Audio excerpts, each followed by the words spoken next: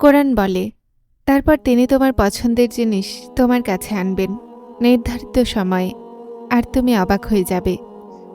যেমনই আপনি আল্লাহ সুবহানাহু ওয়া তাআলার দেখানো রাস্তায় চলতে থাকেন, তো তার পরের রাস্তা প্রকাশ পেতে শুরু করে। হে আল্লাহ, আমি আপনাকে সেই দূরত্ব সঁপে দিয়েছি যেটার দূরত্ব আমি জানি না, সেই রাস্তা যেগুলোর মঞ্জিল আমি দেখতে পাই না, সেই আশা যেগুলোর পূরণ হওয়া কঠিন মনে হয়, সেই দোয়াগুলো যেগুলোর কবুলিয়তের আমি সময় জানি না, সেই নিয়ামতগুলো যেগুলো সম্পর্কে আমার ধারণা নেই। আর তারপর আমি বুঝতে পারলাম যে জীবন উদাসীর চেয়ে অনেক আগের জিনিস। যে মানুষেরা ছেড়ে যায় তাদেরকে ছেড়ে দেওয়া উচিত, যারা ভেঙে যায় তাদেরকে মাপ করে দেওয়া উচিত, যারা শব্দ বুঝতে পারল না তাদের সামনে নীরবতা পালন করা উচিত, যে যেমন ভাবে তাকে তেমনিই ভাবতে দেওয়া উচিত, যে যেখানে আছে তাকে সেখানেই থাকতে দেওয়া উচিত। কারো যাওয়াতে দুঃখ করার চেয়ে সঠিক সময়ের জন্য অপেক্ষা করা উচিত। প্রতিটা মানুষকে খুশি রাখা জরুরি নয়, শুধুমাত্র পরওয়ারদিগারকে রাজি করাই যথেষ্ট। এই যে দুঃখ আছে না, এটার প্রয়োজন আছে। এটা আমাদেরকে সেই দরজাতেই নিয়ে যায় যেখানে রবের কাছে যেমন বাচ্চা আঘাত পেলে মায়ের দিকে ছুটে যায় না, ঠিক তেমনি আমরা মিনতি করতে করতে আল্লাহর দিকে ছুটে যাই আর তার সামনেই ঝুঁকে যাই।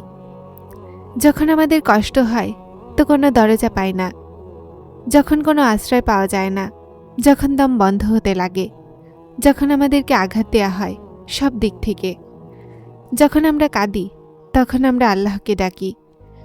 আর সেই রহমানের রাহিম বাদশা গুছিয়ে নেন তার রহমতের সাথে। আলহামদুলিল্লাহ।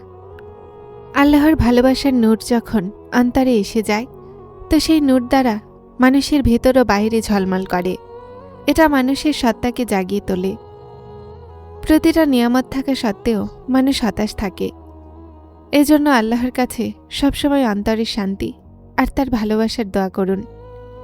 হে আমার আল্লাহ, আমার জন্য এটাই যথেষ্ট যে আমি আপনার বান্দি, আর আমার গর্বের জন্য এটাই যথেষ্ট যে আপনি আমার রব। শুধুমাত্র আপনি আমাকে সেরকম বানিয়ে দিন যেমন আপনি চান। হে আমার আল্লাহ, আমি আপনাকে ভালোবাসি, শুধু আপনি আমাকে এমন বানিয়ে দিন যে আপনিও আমাকে ভালোবাসবেন। আমিন ইয়া রাব্বুল আলামিন। যে আল্লাহকে সঙ্গী বানিয়ে নেয় তাদেরকে সফর কখনোই ভীতু করে না, আর যে আল্লাহর সাথে জুড়ে যায় তাদেরকে কেউ ভাঙতে পারবে না। যে দোয়াগুলো আল্লাহর সোপর্দ করে দেয়া হয় সেগুলোর পূরণ হওয়া কেউ আটকাতে পারবে না। এজন্য আল্লাহর সাথে সম্পর্ক মজবুত করুন। আল্লাহ তোমাকে এতটা সবর দিক যে তোমার অন্তর যে কোনো পরিস্থিতিতে প্রশান্ত থাকবে। আল্লাহ তোমাকে এতটা মজবুত বানাক যে কেউ তোমাকে ভাঙতে পারবে না। আল্লাহ তোমাকে এতটা নিজের নিকটবর্তী করে নিক যে অন্য কারো তোমার প্রয়োজন না পড়ে। আল্লাহ তোমাকে নিজের এতটাই ভালোবাসা দিক যেন অন্য কারো ভালোবাসার জন্য আফসোস না করো। আল্লাহ তোমাকে দুনিয়ার এতটাই বুঝ দান করুক যে তুমি তার সমস্ত ফয়সালাতে রাজি হয়ে যাও। আল্লাহ তোমাকে এতটা কিছুই দিক যেন তুমি কারো মুখাপেক্ষী না থাকো। আল্লাহ তোমাকে তার এতটাই নিকটবর্তী করে নিক যেন তোমাকে অন্য কারো স্মৃতি কষ্ট না দেয়। আমিন।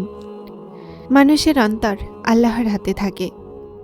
যখন আপনি মানুষকে খুশি করার দৌড় থেকে বেরিয়ে আসেন না, আর এটা ডেকে নেন যে মানুষ আপনাকে নাও বুঝুক তাও শান্তি আছে, কেউ আপনার পরোয়া না করুক তাও শান্তি আছে, আপনার জন্য আল্লাহ তাআলাই যথেষ্ট। আপনাকে আল্লাহ তাআলা তৈরি করেছেন, এই সম্মানের হেফাজত আপনাকে করতে হবে। কেউ অসন্তুষ্ট হয় তো হোক, যখন আপনি ওই মাকাম পর্যন্ত পৌঁছে যান আর আপনার প্রতিটা কাজ আর ফায়সালা নেয়ার প্রথমে আল্লাহ তাআলার ব্যাপারে ভাবেন, তো তখন আল্লাহ তাআলা এমন বান্দার জন্য প্রথমের থেকে বেশি ভালোবাসতে লাগেন। ভালোবাসার অপর নাম দরুদে পাক। উম্মতে মুহাম্মাদের উপরে আল্লাহ তাআলার অফুরন্ত নিয়ামতের মধ্যে একটা। মানুষের হাতে আপনার নসিব থাকে না, না জান্নাত। তারা আপনার মালিক নয়, তারা আপনার রিজিক নয়, তারা আপনার সৃষ্টিকর্তা নয়, তারা আপনাকে সৃষ্টি করেনি। তাই তাদেরকে এই কথার হুকুমই কেন দেয়া যায় যে তারা আপনার ভেতরে হতাশা ঠিক করে দিবে, আপনার থেকে আপনার স্বপ্ন কেড়ে নিবে, আপনাকে নিজের নজরেই ব্যর্থ করে দিবে। আপনাকে শুধুমাত্র আল্লাহকে দেখতে হবে, শুধুমাত্র আল্লাহর, আর শুধুমাত্র আল্লাহর ওপরেই ভরসা রাখতে হবে, যে নিজে আপনার কাছে স্বস্তির ওয়াদা করেছেন। যখন গুনাহ হয়ে যায় তো মাফ চেয়ে নিন। অজু করে 2 রাকাত নফল নামাজ পড়ে নিন। নামাজ ইবাদতের মধ্যে সবচেয়ে উত্তম। 2 রাকাত নফল পড়ুন আর আল্লাহকে বলুন, আল্লাহ আমাকে মাফ করে দিন, আবার ওই কাজই হয়ে গেছে, আমি চেষ্টা করব আর যেন দ্বিতীয়বার এমন না হয়। আমাকে শক্তি দিন এই গুনাহকে ছেড়ে দেওয়ার, আমাকে মজবুত বানিয়ে দিন, আমাকে শিখিয়ে দিন যে কিভাবে এটাকে ত্যাগ করতে হবে। এটাকে বলে তওবাহ। তওবা করে আপনাকে উঠতে হবে আর কোনো নেকির কাজ করতে হবে। যখন আপনি ভয় পান যে আমি আর মিথ্যা বলবো না, মানুষকে বানিয়ে বানিয়ে কোনো কথা বলবো না, কাউকে আঘাত করব না, কারো খুশির জন্য মিথ্যা বলবো না, ক্ষতির ভয়ে মাথা লুকিয়ে মিথ্যার আশ্রয় নিব না, তখন কোথাও গিয়ে আপনি একজন ভালো মানুষ হবেন। যিনি তোমাকে বানিয়েছেন উনিই তোমাকে জুড়তে পারেন। তার ভালোবাসার ওপরে সন্দেহ করো না। তিনি পরীক্ষায় একা কিভাবে ছাড়তে পারেন? তার ফায়সালার ওপরে বিশ্বাস রাখো। উনি তোমার খারাপ কিভাবে ভাবতে পারেন? তিনি তো তোমার এক ফোঁটা অশ্রু বৃথা যেতে দেন না। উনি কিভাবে তোমার মন ঘুরিয়ে দিতে পারেন? ভালোবাসা তো তার কাছে আছে, তিনি কিভাবে একা ছাড়তে পারেন তোমাকে? তিনি পছন্দ করেন তোমার চাওয়া, উনি কিভাবে তোমাকে খালি হাতে ফিরিয়ে দিতে পারেন? যারা চ্যানেলটিতে নতুন এসেছেন তারা স্পিরিচুয়াল কোড চ্যানেলটিকে সাবস্ক্রাইব করে আমার সাথে থাকুন এবং অবশ্যই ভিডিওগুলোকে লাইক শেয়ার করবেন। আসসালামু আলাইকুম।